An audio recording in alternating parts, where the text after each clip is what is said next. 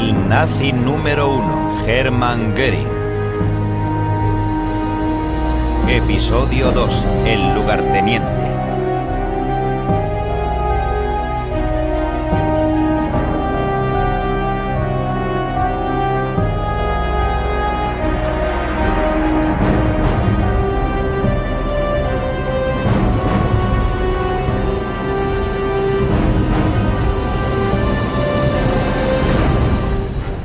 Göring, el más peculiar de los jerarcas nazis. De niño le gustaba disfrazarse y refugiarse en un mundo de su invención. En la Primera Guerra Mundial fue un piloto muy condecorado. Tras la derrota de Alemania en la guerra, apoyó a Hitler en su fallido golpe de Estado. Göring, jefe de la sección de asalto de los nazis, resultó gravemente herido y se hizo adicto a la morfina. Regresó después de varios años en el exilio para convertirse en la mano derecha de Hitler. Cuando llegó al gobierno, Göring organizó el reinado de terror nazi. Fue también comandante en jefe de la Luftwaffe y plenipotenciario para el plan cuatrienal del gobierno, el dictador económico de Alemania. Tras la anexión de Austria, comenzó a discrepar de la estrategia militar de Hitler. El Führer buscaba una gran guerra. Göring no quería sufrir otra derrota. Ahora tenía demasiadas cosas que perder, poder y riqueza. Marienhall, su residencia privada próxima a Berlín. En su sala de proyecciones privada en el sótano veía películas que durante décadas se creyeron perdidas. Las películas caseras de Göring contienen escenas de suma importancia para conocer la carrera política del lugarteniente de Hitler. La Luftwaffe era la fuerza aérea más moderna de Europa, un instrumento perfecto para la guerra de Hitler. Estas imágenes se grabaron en una exhibición aérea celebrada en el verano de 1938.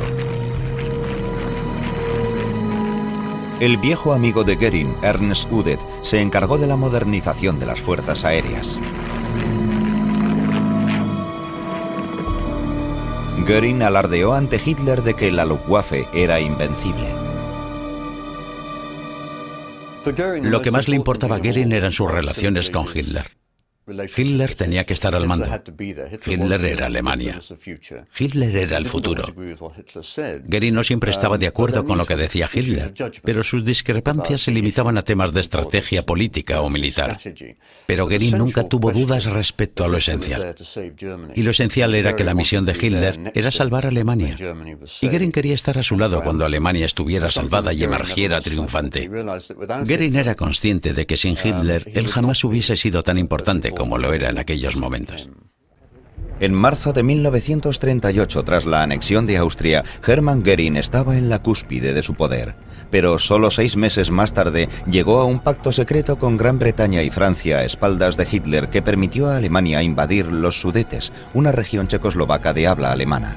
Göring había conseguido evitar la guerra que buscaba Hitler, pero el dictador no olvidaría esa traición y neutralizó políticamente a Göring. A partir de 1936, Göring estaba en mejores condiciones que nadie para valorar si Alemania contaba con los recursos económicos y naturales necesarios para sostener una gran guerra. Él era consciente de que Alemania podía embarcarse en una guerra corta, pero sabía que no podrían sobrevivir a una guerra de larga duración porque ese esfuerzo estrangularía su economía. Por muy moderna que pareciera en ciertos aspectos, la Luftwaffe no estaba preparada para una gran guerra. Contaba con pocos aviones y tenía poco combustible. Ni siquiera tenían bombas suficientes. Göring, su comandante en jefe, intentó ignorar el estado de sus fuerzas aéreas. Su servicio secreto de inteligencia, la Oficina de Investigación, interceptó una conversación entre diplomáticos polacos y británicos en el verano de 1939. Pero los alemanes extrajeron unas conclusiones erróneas. Creyeron que los aliados occidentales no intervendrían si los nazis invadían Polonia. Al mismo tiempo, sin que lo supiera Hitler, Göring mantenía conversaciones secretas con los británicos en un intento de preservar la paz e impedir el inminente estallido de la guerra. Göring le dijo a Hitler con poco entusiasmo: no lo apostemos todo a la misma carta. Pero no se atrevió a llevarle abiertamente la contraria. Una vez que Hitler había tomado una decisión sobre algo, Göring tenía siempre mucho cuidado a la hora de presentar sus dudas. No quería ser visto como la persona que estaba en conflicto con Hitler. No quería ser la persona a la que Hitler podría dejar aislada. El suyo fue un curioso equilibrio entre ambos extremos. El ataque alemán sobre Polonia comenzó el 1 de septiembre de 1939. La aviación polaca no fue rival para la Luftwaffe de Göring, que no tardó en hacerse con la superioridad aérea. Los bombarderos alemanes despejaron el camino para el avance de los tanques. El aterrador rugido de los Stukas desmoralizaba a la población polaca, incluso antes de que empezaran a caer las bombas. Había nacido un nuevo concepto: la conquista por el terror. En cuanto empezaron las hostilidades, desaparecieron las dudas iniciales de Göring. Volvía a ser un guerrero. Hitler, 1 de septiembre de 1939. Sollte mir in diesem Kampf nun etwas zustoßen, dann ist mein erster Nachfolger Bataillengenosse Göring. Göring confiscó las propiedades de todos los judíos polacos y ordenó que los civiles polacos fueran utilizados como mano de obra esclava en las fábricas de munición alemanas. Nun stehen wir am Abschluss des ersten Geschehens dieses gewaltigen Kampfes. Und was die Luftwaffe in Polen versprochen hat, wird diese Luftwaffe gegen England und Frankreich halten. Das heißt, auch hier wird sie den Feind treffen, schlagen und vernichten. Pero solo un año más tarde la Luftwaffe fue dolorosamente consciente de sus propias limitaciones.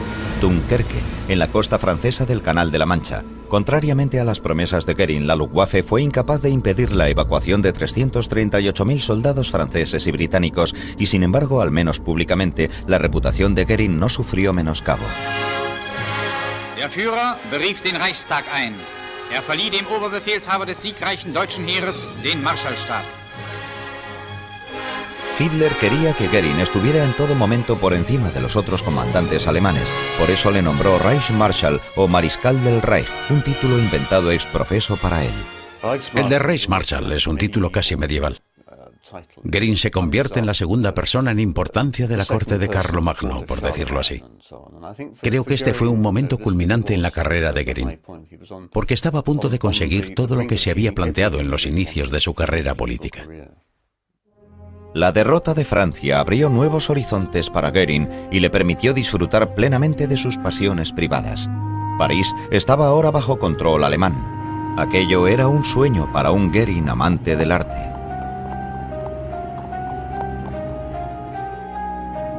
El Museo del Louvre estaba repleto de obras de arte que a él le encantaría poseer. La tinta con la que se habían firmado los documentos de rendición apenas se había secado cuando Göring fue de compras a la capital francesa. Los museos no sabían todavía lo que significaba esa expresión para Göring.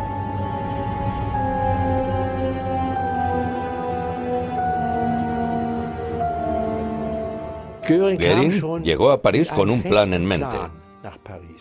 Y con la ayuda de sus asistentes consiguió fotografías de los cuadros más importantes que quería. Sus hombres localizaron esas obras de arte y, naturalmente, las enviaron a Joe de Pont. Si él veía algún otro cuadro que le gustaba, simplemente lo añadía a su lista. Estaba muy contento, sonreía constantemente y decía: «Debo quedarme con eso, maravilloso». Rubens, Cranach, Velázquez, muchos de esos cuadros pertenecían a judíos que acababan de huir de París. Göring no aceptaba que nadie le llevara la contraria. Solía decir: «Yo solo obedezco órdenes de Hitler y hablaré de esto con él». Pero no hubo ningún tipo de negociaciones. Göring nunca preguntó la opinión de nadie ni negoció nada. Él se limitaba a decir: «Hay que hacer esto». El duque Juan de Sajonia de Lucas Cranach el Joven. Los cuadros saqueados por Göring pueden verse ahora por toda Europa en museos y galerías, como otro cuadro expuesto en la Galería de Arte del Estado de Baviera, en el Palacio de Aschenburg. El retrato de una dama, también de Cranach el Joven, está guardado en el almacén de la Galería de Pintura Antigua de Múnich, donde se guardan varias obras de la colección de Göring. A Göring le encantaban los maestros alemanes y los desnudos femeninos. Se suponía que Wim von Kalnein y su equipo de protección de obras de arte debían impedir el saqueo. Göring simplemente se limitaba a decir: carguen ese cuadro en mi tren. El vagón será enganchado a mi tren especial. Todo se hizo de forma tan rápida y precisa que nuestro equipo de protección de obras de arte no pudo intervenir. Ellos contaban con más hombres y tenían órdenes expresas del Führer. Nosotros no podíamos decir: hagan lo que les decimos o abriremos fuego. No fue una situación agradable para nosotros. Viejos maestros, pompa y circunstancia, oro y plata. Göring era un coleccionista ávido. Y estaba obsesionado con la idea de poseer una gigantesca colección de arte, el Museo Hermann Göring en Karinhol.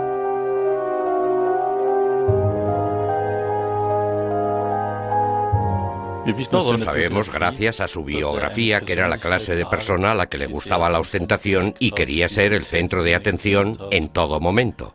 Quería tenerlo todo, quería lucir los mejores uniformes, quería vestirse de una forma especial, lo que nos indica que tenía una personalidad maníaco-expansiva, aunque aparentemente era también un adicto en más de una de las facetas de su vida. Cuando veía un cuadro se ponía en marcha un mecanismo en su interior.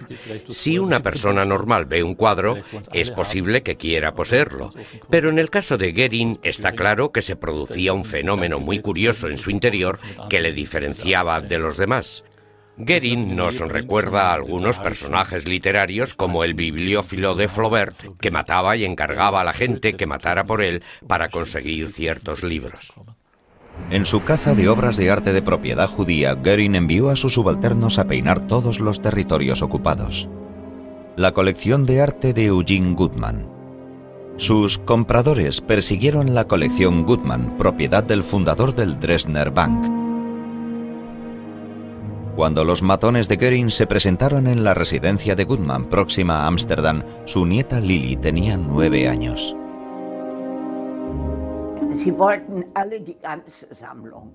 Querían llevarse toda la colección.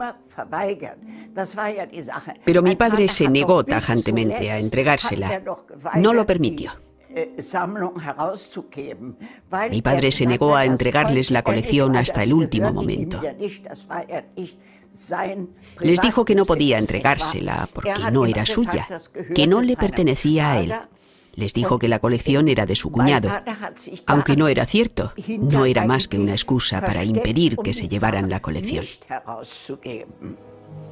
Fritz Gutmann, el padre de Lili, fue deportado al campo de concentración de Theresienstadt.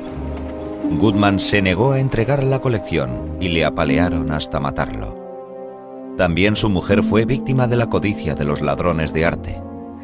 Mi madre estaba presente. Ella fue testigo de lo ocurrido y podía haberlo contado más tarde. Pero aquellos caballeros supieron cómo solucionar ese problema. No podía quedarse allí, tenía que desaparecer. ¿Y qué es lo que hicieron? La montaron en un tren y la enviaron a Auschwitz. Si la hubieran enviado a Theresienstadt, habría tenido la oportunidad de salir con vida de allí. El siguiente objetivo militar de Göring fue conseguir la superioridad aérea sobre Inglaterra. El 13 de agosto de 1940 empezó la Batalla de Inglaterra. Los alemanes lo llamaron el Día del Águila. Göring planeaba derrotar a las fuerzas aéreas británicas en 4 semanas y bombardear Inglaterra hasta dejarla lista para la invasión. En Cap Griné, el punto más estrecho del Canal de la Mancha, Göring pudo ver por sí mismo los cambios que habían experimentado las batallas aéreas desde la Primera Guerra Mundial, aunque él nunca se acostumbró a este nuevo mundo. Göring vino a visitarnos al canal, al punto desde el que despegábamos para atacar Inglaterra. Se colocó en su puesto de observación delante de su estandarte y llevaba puesto el casco, y lo llevaba bien atado con el barboquejo, y lo observaba todo con sus binoculares. Lo suyo era puro teatro, sin ningún significado. Después de unos días de combates, estaba claro que el plan de Göring no podía funcionar. La Luftwaffe perdió 284 aviones la primera semana de la batalla. La forma de pensar de Göring estaba completamente desfasada. Cuando derribéis sus aviones, tienen que estar ardiendo. Tienen que caer con la cola envuelta en llamas. Y yo no entendía lo que quería decir con eso. Esas eran ideas propias de la Primera Guerra Mundial, cuando se enfrentaban en el aire mano a mano dos aviones con alas de tela. Los británicos tenían casi tantos aviones como la Luftwaffe. El Spitfire, el caza más poderoso de su tiempo. Ningún mando de la Luftwaffe fue capaz de anticipar que la defensa aérea británica pudiera estar tan bien organizada. Después de 5 semanas de duros combates, el intento de conseguir la superioridad aérea sobre Inglaterra había fracasado.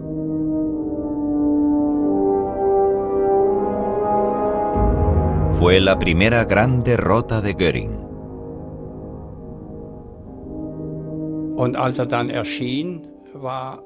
Cuando se presentó ante nosotros, Göring llevaba un uniforme muy extraño. Llevaba unos pantalones bombachos de color beige y unas botas de cuero rojo. Una camisa de seda, pañuelo al cuello y un gran broche con una esmeralda en el pecho. Por otra parte, se mostraba muy afable. Yo le pregunté a alguien por qué estaba de tan buen humor, y me dijeron que acababa de llegar de París, donde había estado comprando obras de arte. Comprando, me dijeron.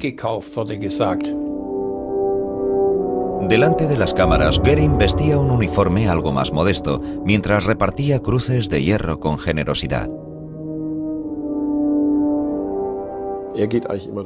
Él siempre dio por sentado que la victoria sería instantánea. Durante la batalla de Inglaterra pronto quedó claro que aquella sería una campaña larga y muy difícil, en la que Alemania sufriría un gran número de bajas. Su compromiso terminó muy pronto después de aquel fracaso. Siempre que aquel trabajo que tenía que hacer Göring empezaba a resultar tedioso y exigía un esfuerzo constante y persistente, lo primero que hacía era preguntar: ¿en quién puedo delegar el mando? Y se retiraba. Lo hacía preferentemente en su finca de caza del este de Prusia o en Karinhol, a las afueras de Berlín. Desde octubre de 1940 a enero de 1941, el Reichsmarschall estuvo de permiso. Göring tenía un dilema. Por una parte, quería complacer a Hitler y cumplir con sus obligaciones. Por otra, prefería disfrutar de sus riquezas antes que continuar dirigiendo la guerra.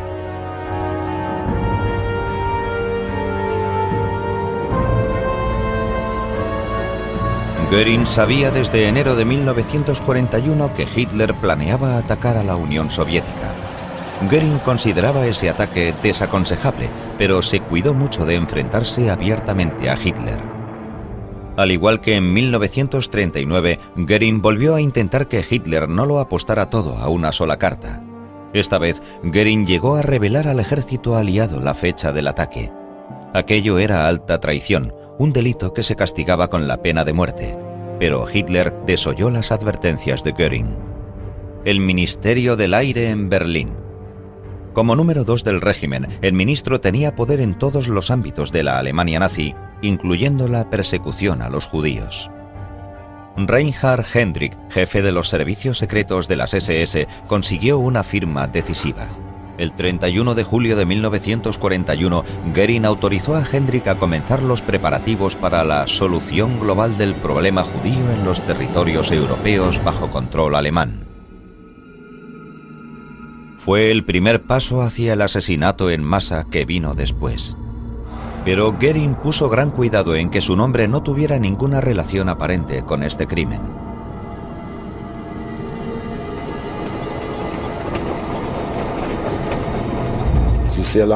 Durante mucho tiempo se ha mantenido que Göring no tuvo nada que ver con el exterminio de los judíos. Pero este documento demuestra que Heinrich obtuvo la aprobación de Göring. Amparándose en la autoridad de Göring, Heinrich pudo concertar una reunión de todos los ministros implicados en el exterminio, la famosa conferencia de Wannsee, de la que Eichmann levantó acta y en la que se estableció el número de judíos de cada territorio ocupado destinado al exterminio. Todo empezó en este castillo de Franconia, Beldenstein, donde el padrino judío de Göring proporcionó una vida de confort a su familia. Hermann a la derecha y su hermano Albert. dos vidas muy diferentes. Uno llegó a ser Reichsmarschall y a disfrutar de un poder casi ilimitado. Aquí le vemos visitando a sus tropas en la Unión Soviética. Era consciente de las ejecuciones y asesinatos en masa que se producían en el frente oriental, pero en ocasiones también ayudó a algunos perseguidos. Le gustaba decir: yo decido quién es judío. Su hermano Albert fue un hombre de negocios que salvó a docenas de familias judías. Albert Goering ayudó a toda mi familia, no solo a mi padre, también a los hermanos de mi padre. Les ayudó a salir de Alemania. Sentimos un gran agradecimiento hacia él. Eso está fuera de toda duda.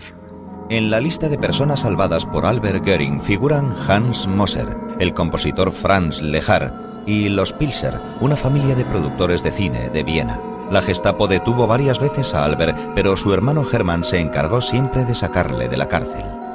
Sinceramente, creo que se puede decir que fue un hombre moral, que vivió en unos años amorales.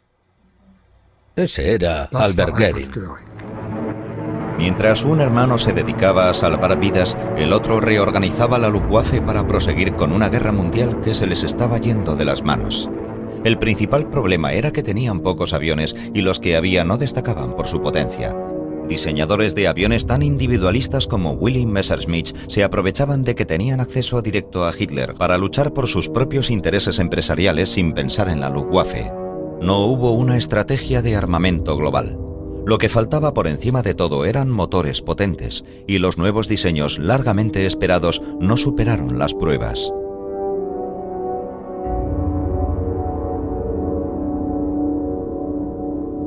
Se culpó del desastre a un viejo colega de Goering en la Primera Guerra Mundial, Ernst Udet.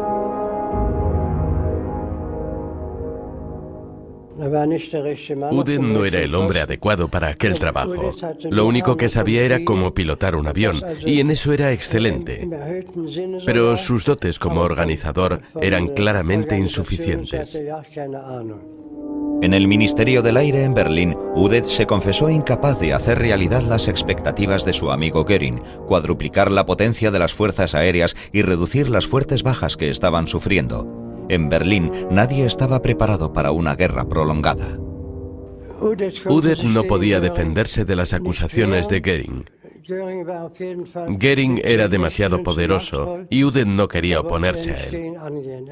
Udet se guardaba dentro su furia y se fue haciendo cada vez más introvertido. Udet se suicidó el 17 de noviembre de 1941. Su último pensamiento fue para Goering: hombre de hierro, me has traicionado. Alguien borró el resto de las acusaciones.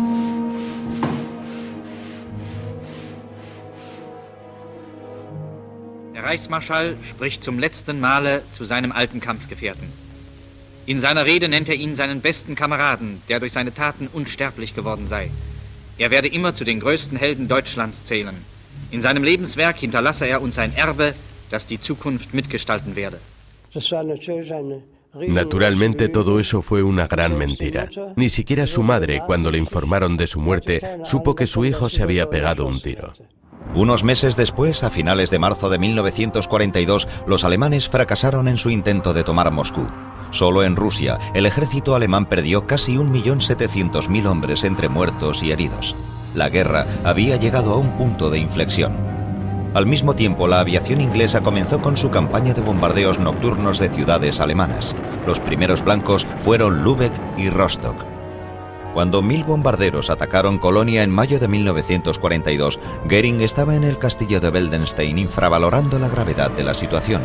Le dijo a Hitler que solo habían llegado 70 aviones a Colonia y que las defensas aéreas alemanas habían alcanzado una gran victoria. Si un bombardero enemigo llega alguna vez a Alemania, afirmó un día Goering, pueden llamarme señor Meyer. Así es como le llamaron después del bombardeo de Colonia. Goering estaba ahora en plena huida de la realidad. Creo que esa huida de la realidad fue debida a la constatación de que no podía cumplir todas las promesas que le había hecho a Hitler. De pronto se dio cuenta de que la energía en sí misma no era suficiente. Y creo que en ese preciso momento Goering fue consciente de la imposibilidad de cumplir con su misión. No puedo hacerlo, mis camaradas, mis tenientes, no me dan lo que necesito. Entonces él desaparecía durante algún tiempo y regresaba renovado, generalmente lleno de energía. Sí, puedo hacerlo, volvía a decirse. A la gente que trabajaba con Goering le resultaba difícil anticiparse a sus cambios de humor. A veces rebosaba energía y otras se mostraba apático. El 12 de junio de 1943, Goering celebró su 50º cumpleaños en Canning Hall y exigió 2 millones de marcos para remodelar su residencia. Estas imágenes de la celebración ofrecen un duro contraste con la lamentable situación que se vivía en el frente oriental. El sexto ejército alemán estaba rodeado en Stalingrado desde noviembre. Goering les había prometido la llegada por aire de 500 toneladas de pertrechos al día, pero a las tropas apenas les llegó una quinta parte de lo prometido. Para enero de 1943, todo el ejército había muerto de frío o de hambre, o había sido hecho prisionero. El único lujo que me permito durante la guerra, afirmó una vez Goering, es un ramo de flores frescas de vez en cuando. Su pequeña hija Eda y su mujer, Emmy. Pocos días después, Hermann Goering, la figura pública, proclamó: Hätten die Kämpfer von Stalingrad nicht diesen heroischen Kampf auf sich genommen, hätten sie nicht diese 60, 70, 80 russischen Divisionen auf sich gezogen, wären die damals mit durchgebrochen. Der Russe hätte voraussichtlich damals sein Ziel erreicht. Und wenn es nur noch wenige sind, solange ein Deutscher steht, weiß der Russe, wird gekämpft. Los hombres comenzaron a gritar: «¡Apagad la radio! ¡Que se calle!». No querían escuchar su discurso hasta el final. Estábamos vencidos por la desesperación y nos obligaban a escuchar nuestra oración fúnebre. Él ya nos daba por muertos. Es wird auch einmal heißen: Kommst du nach Deutschland, so berichte, du habest uns in Stalingrad liegen sehen, wie das Gesetz, das heißt, das Gesetz der Sicherheit unseres Volkes es befohlen hat. Aquel repugnante saco de grasa que estaba en Berlín nos había abandonado a nuestra suerte. Estábamos realmente furiosos. Nos parecía un mentiroso miserable que había mentido a su superior, al que le había hecho falsas promesas solo para fanfarronear, como hacía siempre. Sus planes no tenían nada que ver con la realidad de la guerra. Él fue parcialmente responsable de la decisión de Hitler de defender Stalingrado hasta el último aliento. El desastre de Stalingrado marcó un punto de inflexión en la carrera de Goering. Hitler jamás recuperó totalmente su confianza en él. En la primavera de 1943, los ataques aéreos británicos sobre ciudades alemanas alcanzaron proporciones catastróficas. La Luftwaffe era incapaz de impedir los bombardeos y tampoco podía responder con nuevos ataques como había ordenado Hitler. Cada nuevo bombardeo aliado debilitaba más y más la posición de Goering ante Hitler. El principal objetivo de los bombardeos británicos era la región industrializada del Ruhr, Essen, Dortmund y Wuppertal, donde murieron 2.450 personas en la primera tormenta de fuego. Pero lo peor estaba aún por llegar. En julio de 1943, 41.500 personas murieron en el bombardeo de Hamburgo. Hitler acusó a Goering de vivir en su propio mundo ignorando la realidad de la situación. Tu Luftwaffe es una pocilga. Son todos unos imbéciles. El comandante en jefe estaba furioso. Fue solo entonces cuando Goering se dio cuenta de que él también se había tragado su propia propaganda en las exhibiciones aéreas de la Luftwaffe.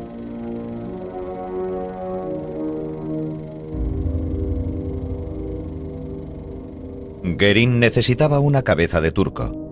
Todos nuestros ingenieros son unos charlatanes. La magia que me mostraron a mí y al Führer nunca fue real, se lamentó. A Goering le gustaba organizar grandes exhibiciones aéreas para poder mostrarle a la gente que éramos invencibles. Naturalmente, la realidad era todo lo contrario. Nosotros, los pilotos que probábamos los aviones, sabíamos que los aviones estaban a medio terminar, pero nos esforzábamos todo lo posible para pilotarlos de la forma más brillante que podíamos en las exhibiciones. Göring culpó a otros del fracaso de la Luftwaffe, incluido su joven jefe de Estado Mayor, Hans Heckschonek.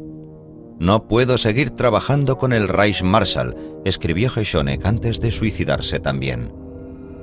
Göring no tenía respuesta para explicar la inexorable destrucción de los ejércitos alemanes y de sus ciudades.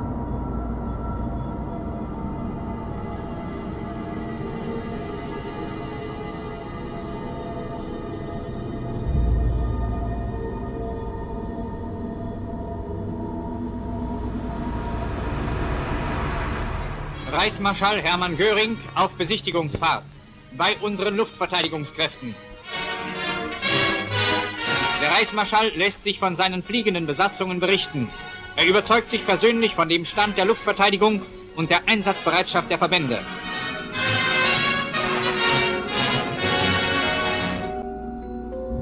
Durante todo el otoño de 1943, los bombarderos estadounidenses atacaron las ciudades alemanas a plena luz del día, pero Göring parecía no darse por enterado. Lo único que hacía era posar para las cámaras de los noticiarios. Era incapaz de tomar decisiones. Esa fue una de las razones por la que la Luftwaffe no fue rival para los aviones aliados. Ocasionalmente conseguía tranquilizarse contemplando un cuenco lleno de diamantes. «Tienes que jugar con joyas para aprender a jugar con la gente», decía.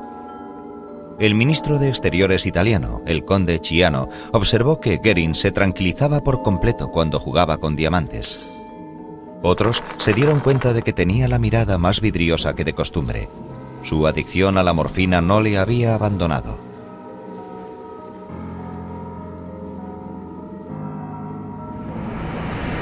Y la realidad era la misma noche tras noche.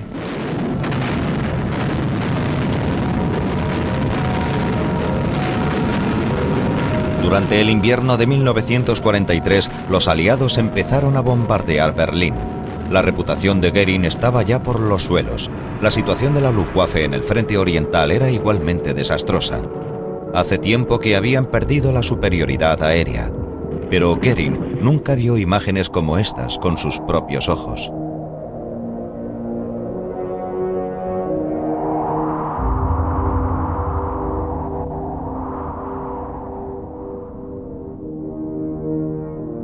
Él permanecía en Karinhol, acogiendo en ese lujoso entorno a los soldados que volvían del frente.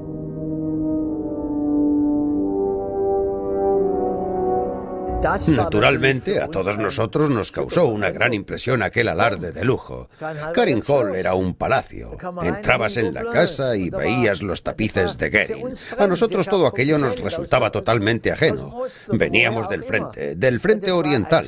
Habíamos estado viviendo en tiendas de campaña. Fue como si nos dieran una bofetada en la cara. Y lo que nos asombró y nos dejó de verdad atónitos fue una gran sala llena de regalos. Había esculturas, cuadros, obras de arte, todas apiladas unas encima de otras. ¿De dónde había llegado todo aquello? Günther Rall fue uno de los pilotos de combate más condecorados de Alemania. Él esperaba poder hablar de la guerra con Göring. Göring estaba hablando de caza con sus compañeros. Ese era el tema de conversación. Yo le dije, ¿no tiene usted otras preocupaciones? Nosotros veníamos del frente de Rusia, donde se vivía una situación angustiosa. Nos estábamos retirando en todos los frentes, pero en esa ocasión no se habló de asuntos militares en ningún momento. A Göring no le preocupaban los fallos de la defensa aérea. Eso lo dejaba para sus ayudantes. Durante el otoño de 1943, los cazas nocturnos alemanes se recuperaron brevemente de los golpes del verano. Gracias a unos nuevos radares y a la utilización de nuevas tácticas, pudieron infligir muchas bajas a los bombarderos británicos. Pero los bombardeos sobre ciudades alemanas continuaron. Finalmente, Göring acabó perdiendo el apoyo de su propia Luftwaffe. Ninguno de nosotros creía ya en Goering. Cuando se ponía a él al teléfono, utilizábamos expresiones para referirnos a él que ni siquiera me atrevo a repetir ahora, porque son bastante obscenas. El teniente coronel Wolfgang Falk fue uno de los organizadores de las operaciones nocturnas de los cazas. Me llamaba cada 2 minutos para preguntarme por la situación. Quería saber exactamente qué estaba pasando a cada momento, pero no puede decirse que fuera uno de los soldados más valientes. En estas imágenes vemos a Wolfgang Falk en diciembre de 1939, después de repeler a los bombarderos británicos que realizaron el primer ataque diurno sobre Alemania.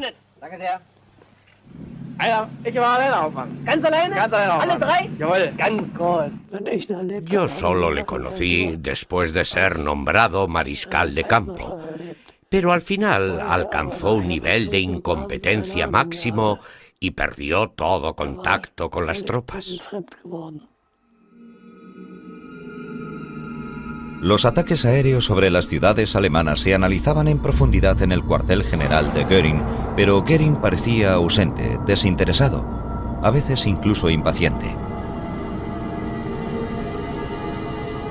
Le ponía las cosas muy difíciles a su subsecretario Erich Gritzbach. Su cara se oscureció de pronto y dijo: «Gritzbach, ¿cuál es la situación?». Y Gritzbach dio un respingo asustado y le respondió: «Reichsmarschall, acabamos de discutir la situación a fondo». Goering se rió y dijo: «No, no me refiero a eso. Me refiero a la situación que me interesa de verdad, la de los ciervos de Romington». Los mismos ciervos que le gustaba grabar en su finca de caza al este de Prusia.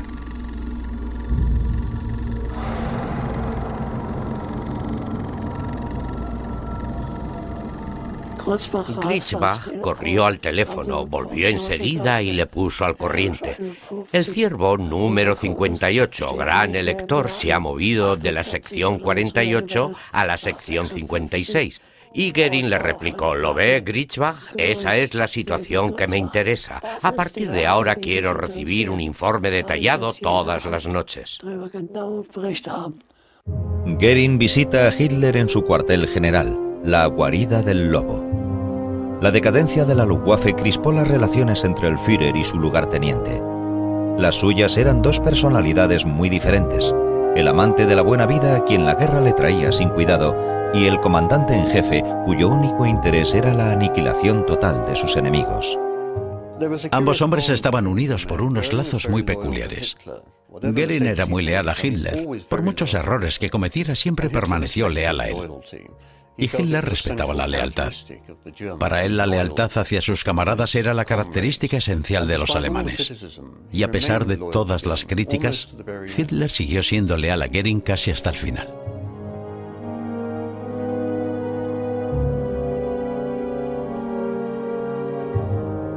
Por decirlo de alguna manera, creo que Hitler nunca vio los defectos de Goering.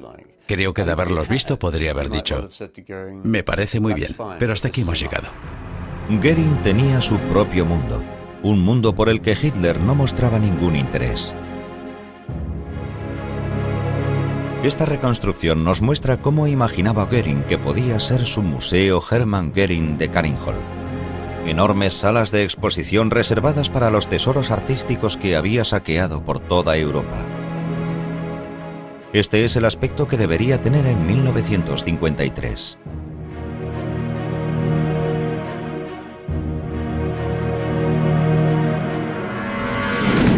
La realidad en los cielos de Alemania. Para la primavera de 1944, los cazas de Goering habían perdido la superioridad aérea diurna sobre los norteamericanos.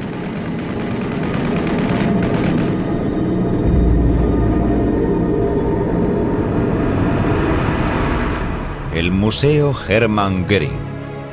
El señor de la casa presenta sus planes el 12 de enero de 1945, el mismo día en que el Ejército Rojo lanza su ofensiva final sobre el imperio de Hitler.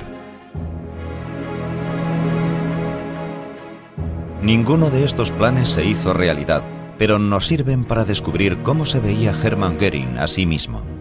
Un hombre del Renacimiento a quien le encantaba agasajar a sus invitados.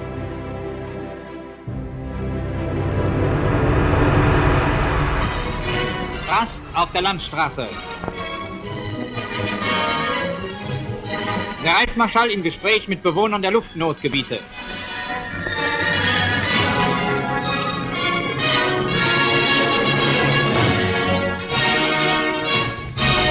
Bei den Männern und Frauen der Rüstungsindustrie.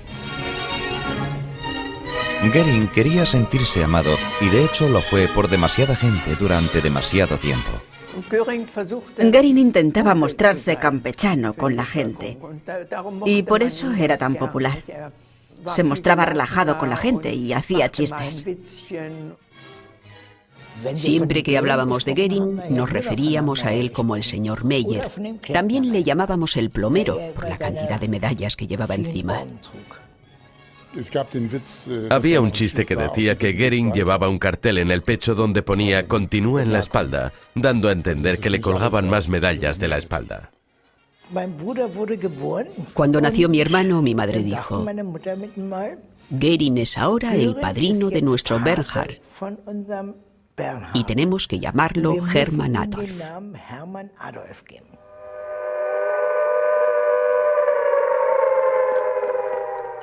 Siempre que sonaban las sirenas solíamos decir: ¿oís el cuerno de caza del señor Meyer? Se convirtió en una frase hecha.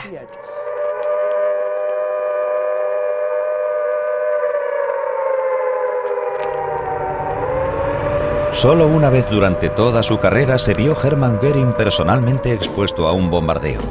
El 20 de abril de 1945, durante un bombardeo británico sobre Berlín, Goering tuvo que refugiarse en el sótano de una casa.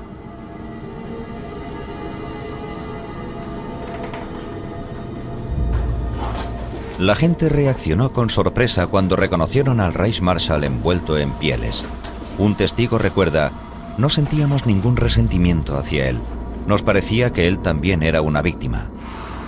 La situación es bastante mala, dijo Goering, pero deben tener paciencia. Confíen en mí. Haré todo lo que pueda. Y después de estrecharles la mano y desearles lo mejor, Goering salió del refugio. Goering no perdió su popularidad a pesar de la muerte y la destrucción que se cernían sobre Alemania. Y como era popular, creía que Alemania no podía perder la guerra si sus líderes no cometían errores.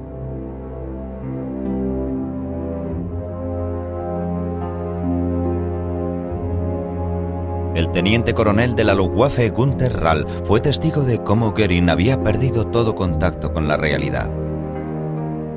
Goering tenía una voz aguda y penetrante, y el mensaje básico de su discurso era: ganaremos la guerra porque tenemos que ganarla. ¿Qué lógica tiene esa aseveración? Y hacia el final de su discurso pronunció una frase que nunca olvidaré. Dijo: el enemigo nunca pisará territorio alemán. Y si lo pisa alguna vez, aunque nunca lo hará, llevaremos a nuestras familias a un lugar seguro y lucharemos en las barricadas hasta el final. Su especial posición en la jerarquía nazi le permitía incluso tener su propio ejército. La división Hermann Goering era su orgullo y su alegría. Una unidad de 18.000 hombres que se consideraba un cuerpo de élite y que combatió en el Frente Oriental, en África del Norte y en Italia. Goering era nuestro ídolo. Sin lugar a duda, nuestros hombres hubieran entregado su vida por él. Al igual que las Waffen-SS, las tropas de Hermann Goering habían sido sometidas a un entrenamiento ideológico. Su división destacaba por su fanatismo y su brutalidad. Estas imágenes pertenecen a una película de reclutamiento exhibida en los cines de Alemania antes de los noticiarios. Deutscher Junge, wenn du die weißen Spiegel der Luftwaffe tragen und unser Kamerad sein willst, dann melde dich freiwillig und komm zu uns, zur Division Hermann Goering.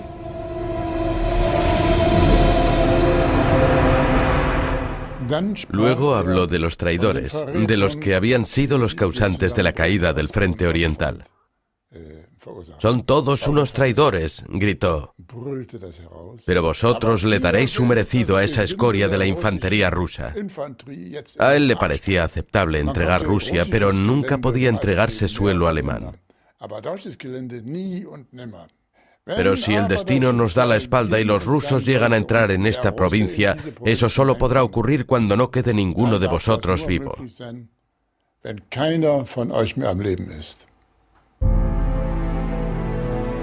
En el verano de 1944, la división se encontró luchando contra los partisanos italianos en la Toscana.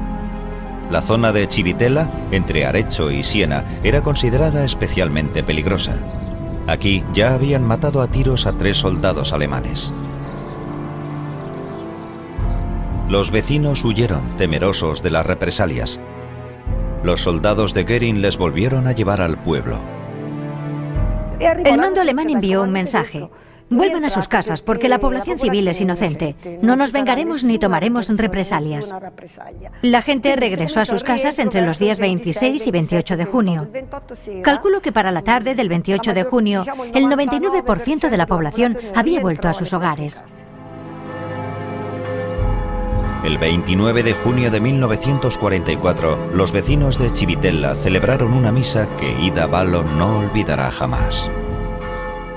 Una mujer entró gritando en la iglesia: «Los están matando a todos, los están matando a todos, están quemando las casas». El sacerdote dijo: «Cerrad la puerta por dentro y atrancadla». Y eso es lo que hicieron. 5 minutos después oímos una gran explosión. Habían conseguido derribar las puertas de la iglesia con una granada de mano. Entró un grupo de soldados. Se situaron delante del altar y gritaron: «¡Fuera, fuera! ¡Raus, raus!». En el pueblo no quedaban partisanos, solo civiles y los hombres de Hermann Göring.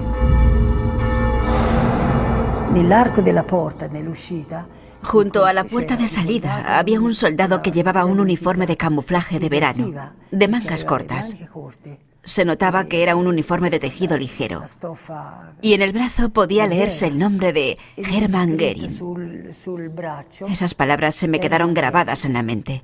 Todavía puedo verlas delante de mí. Llevaban el nombre de Göring en su uniforme y dejaron un rastro de sangre en Italia.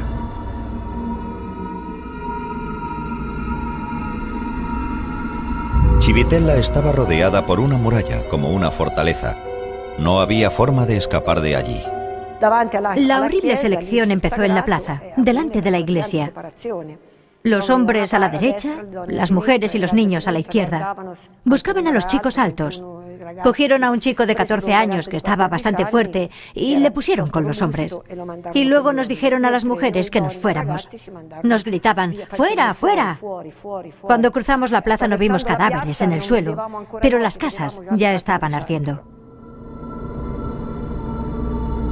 Los alemanes quemaron 100 casas y mataron a 251 civiles. Entre los muertos hubo ancianos y niños. La víctima más joven solo tenía 1 año de edad. La iglesia estaba llena a rebosar de cadáveres. Las mujeres pasaban a su lado y decían: «Este es mío, este no es mío». Las mujeres escribían el nombre del difunto en aquellas cajas, en aquellos ataúdes improvisados. Entonces yo vi una caja muy mal hecha. Me arrojé sobre ella y grité: «No, a mi padre no pueden enterrarle en esa caja». Pero entonces me sacaron fuera para que no viera a mi padre muerto. Y ya no volví a verle nunca más. Cada aniversario de la masacre, los vecinos de Civitella recuerdan a sus muertos con una procesión de antorchas.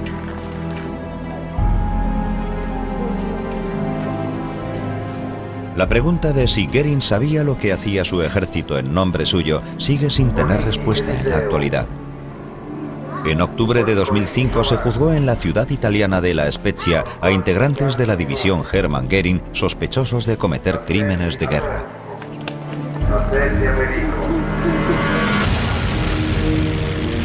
Después del 12 de mayo de 1944, la Luftwaffe de Göring era incapaz de impedir que los bombarderos norteamericanos destruyeran los depósitos de combustible alemanes. Ese era el talón de Aquiles del sector armamentístico alemán. Sin combustible, la guerra mecanizada no podía continuar. El 6 de junio de 1944, día D, la Luftwaffe vio impotente cómo las fuerzas aliadas desembarcaban en las playas de Normandía. Los aviones aliados acabaron con facilidad con los aviones alemanes, que se habían quedado sin combustible.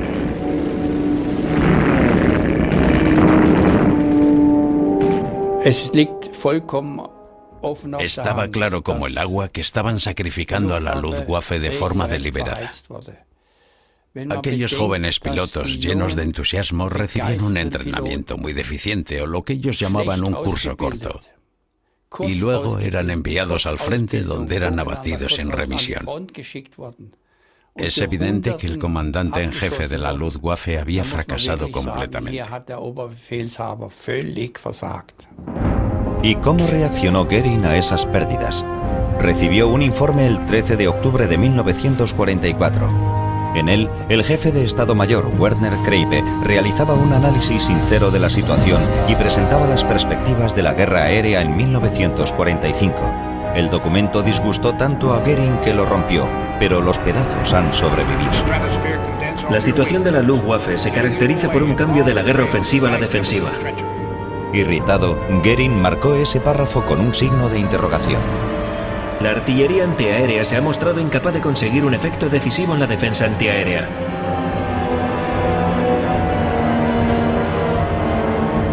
Las derrotas de los últimos años de la guerra son básicamente resultado del insuficiente armamento de las fuerzas aéreas alemanas. «Esto es traición», exclamó Göring. Él sabía que la situación era desesperada, pero aquel documento no podía llegar a manos de Hitler. Hubiera erosionado aún más su reputación. Göring cavó la tumba de la Luftwaffe hombre por hombre. Los funerales de pilotos de combate como Walter Mölders, abatido en noviembre de 1941, eran cada vez más frecuentes. Pero el verdadero infierno estaba aún por llegar.